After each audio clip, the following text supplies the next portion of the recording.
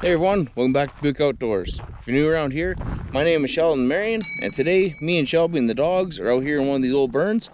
We're gonna go after some morel mushrooms. Alrighty, so we came up to this old burn here, and I just wanted to stop, kind of walk in here, see if there's any mushrooms growing. And so at first I didn't really bring in any cameras and stuff, and right away I found, I think, about 6 morels. So now we're coming back in here with all the camera gear and stuff, and we're gonna start searching around, see if we can find some mushrooms.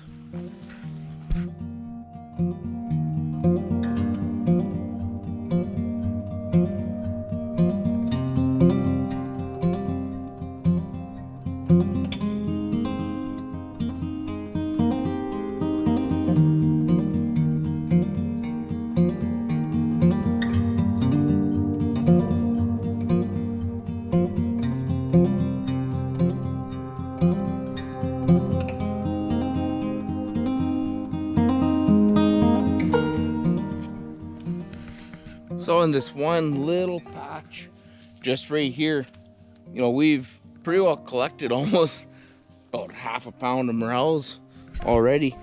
You see them here in our bag. It doesn't take long once you find one. You just kind of get nice and low on the ground, and you just kind of start looking around, and you'll see the little heads kind of popping up everywhere. But yeah, they sure blend in to this ground very, very well. And there's even times where, you know, I was sitting right here, I was picking these ones, I looked over, I seen one over there, I picked that one, I seen this one, then there was one kind of over here. Like, it's just amazing how many start kind of popping up once you actually get down and really start looking. But yeah, we're gonna keep walking around here, see if we can find some more.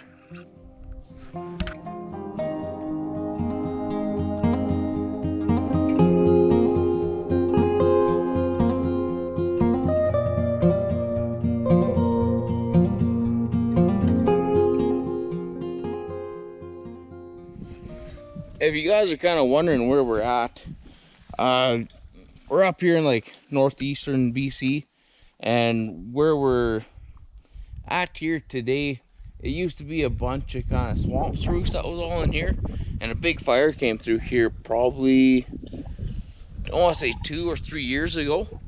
And yeah, now everything's kind of slowly starting to grow back up. As you can see, the cranberries and grasses are starting to grow again.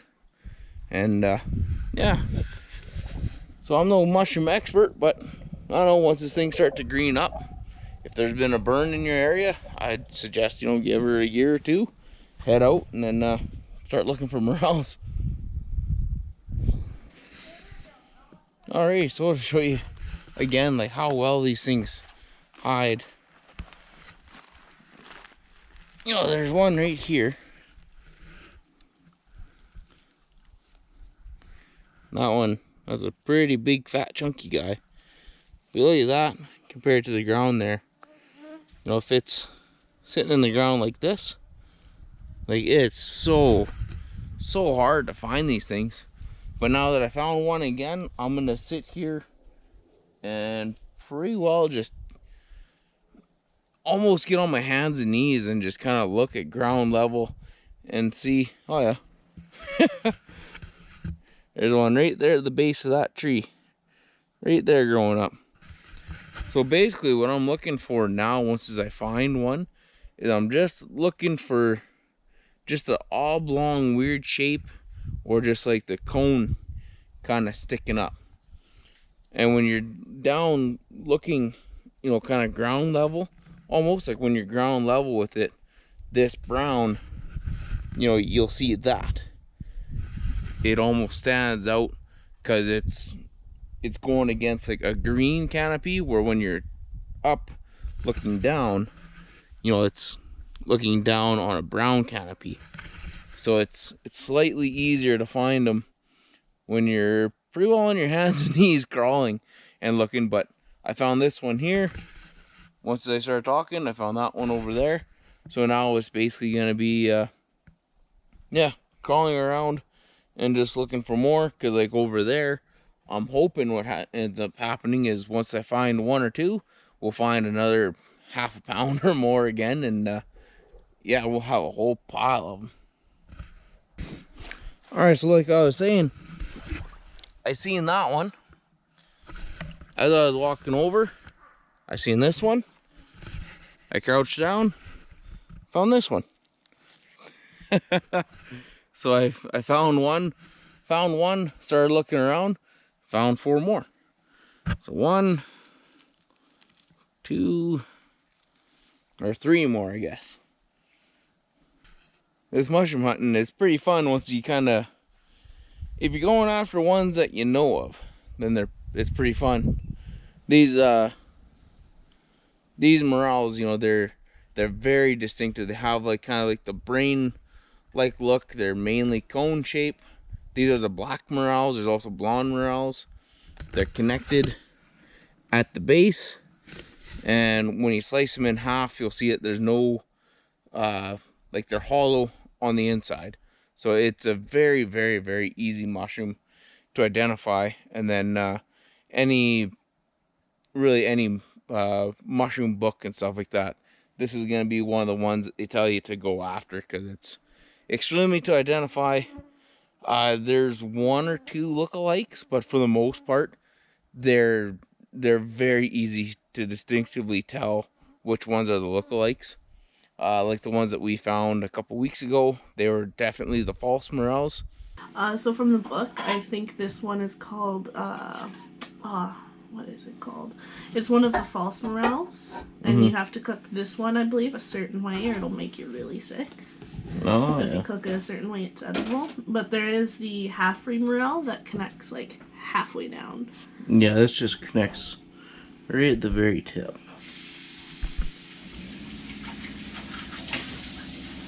But there is different kinds of false morels too, so you have to look at like how the chambers and everything are in the inside.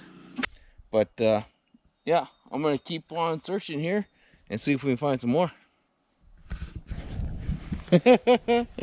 Shelby over here, she starts yipping and hollering, so we better go and check it out here. I don't want to take any steps. I'm a bit nervous. Look how big that sucker is. Yeah, give him a snip and then hold him up. You have to make sure I hold it up because I don't have giant hands like you. I got baby hands. No, that's just a little mushroom. See? Itty bitty. My find of the day. Don't use that as a thumbnail. Oh, that'd be perfect. There's probably some more in there.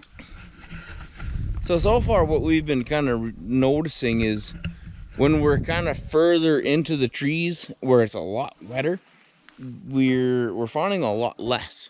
So it's almost like the morels, they kind of like being in kind of closer to where, almost like where the willows are growing, and when there's pretty well no freestanding water, but the moss is still fairly wet. I don't know if you can see or hear, but we're just completely covered in mosquitoes in here. But yeah, pretty well anywhere where it's slightly drier, kinda, we seem to be finding more. When we were over where it's really wet, I found a couple, but when we're finding like the big clusters, it's kind of in this kind of an area. Hey honey. Yeah. You should help me look over here, cause Oh, you found another big one? yeah. Okay. I just figured in case there's a few more hiding in here. Yeah, there's probably gonna be some in all this tall grass and stuff. Yeah, I'm finding them kind of mixed all in here. There might be a couple more. You have better eyes than I do. I don't know. I'd say just go on your hands and knees and just kind of look around. Move the grass. Ow. That sucks. Probably because nothing finds them. Oh, that one's all dried up and gross now. But at least you found one. Yeah. See, you're onto something. Ooh, that's not good.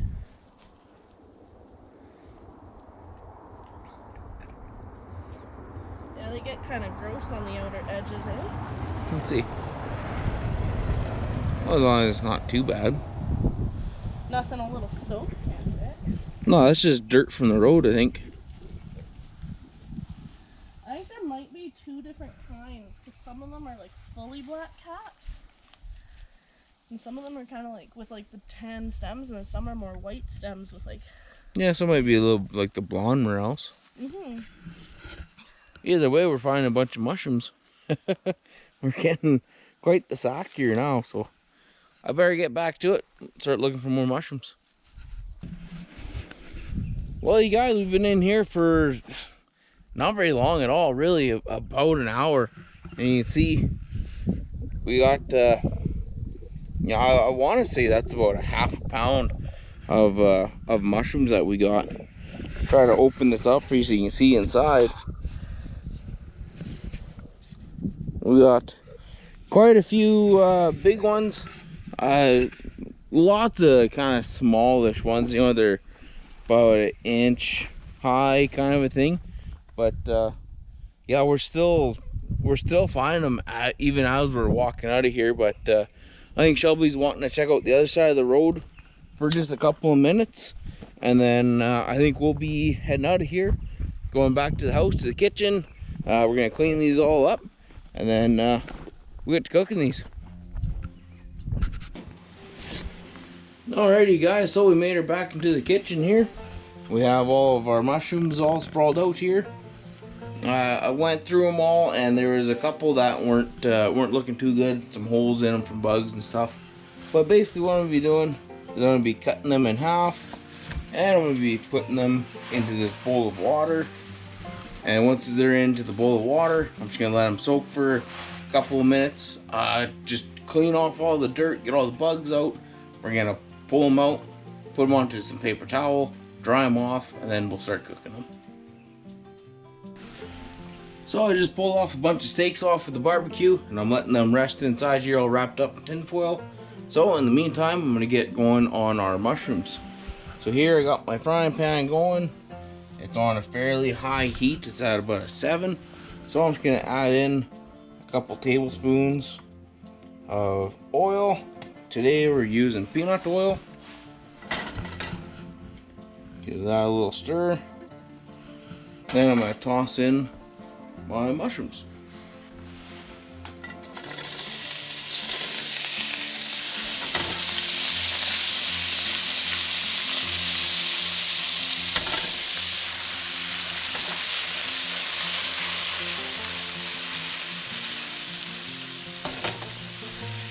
So just like any other mushroom, there's a ton of moisture in these. So I'm going to be keeping it at that really high heat until we got the majority of the moisture away.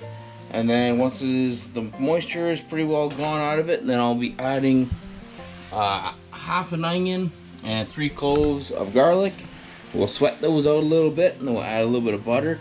Then we'll start to finish it off. But until then, we just gotta cook off all the moisture. Alrighty, so we got most of the moisture all cooked out of it now. So what I'm going to be doing is I'm going to be adding quite a bit of butter, and then some of our onion and all of our garlic, and we're going to start to slowly simmer that all down and kind of sweat it all out and soften up our onions. Alrighty, so we've been cooking on this for a few minutes now. Everything's starting to come together. Mushrooms are crisping up. Onions are starting to crisp up. And now what we're going to be doing is we're just going to be finishing off here. We've got some heavy cream, and basically take this, put her into the bottom, get her all mixed up here, and we're going to let it cook for probably 2 or 3 more minutes just to kind of let it absorb everything up and thicken up a little bit, and then we'll be basically ready to go. So while this thickens up, I'm going to get our steaks and roasted potatoes and carrots all ready, and we'll see you back here. So now we got our steaks all dished up, roasted potatoes and stuff. Take a couple spoons of this, just kind of layer on top.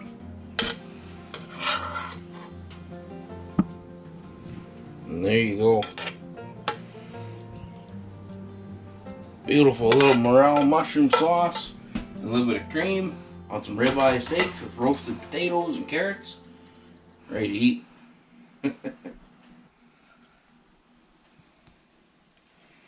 Oh, that might as well do a little more on there.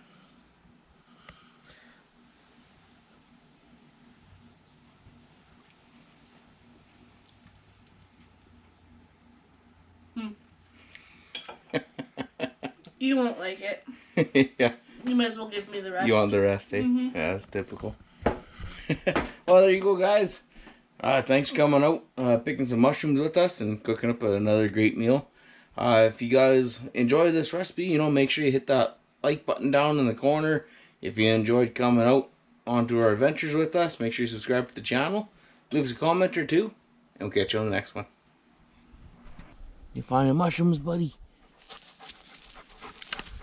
Hey.